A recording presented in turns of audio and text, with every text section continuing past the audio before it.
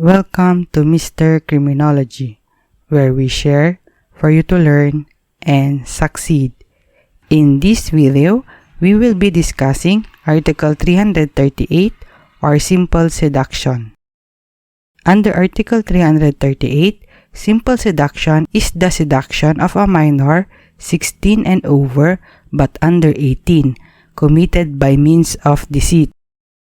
May tatlong elements upang maging liable sa crime na ito.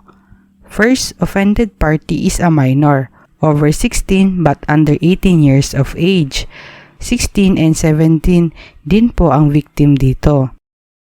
Second, offender has sexual intercourse with her. And third, it is committed by means of deceit. Ano ang difference nito sa qualified seduction? Sa qualified seduction po, very specific po ang mga offenders.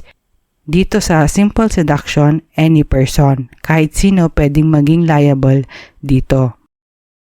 In qualified seduction, there is abuse of authority, confidence, or relationship on the part of the offender.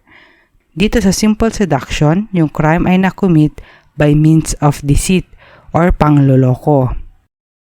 The deceit usually takes the form of promise to marry. If the promise to marry is made after the sexual intercourse, there is no deceit.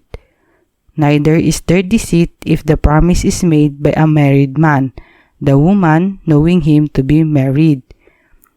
Papangakuan ka ng kasal para makipagtalik sa offender.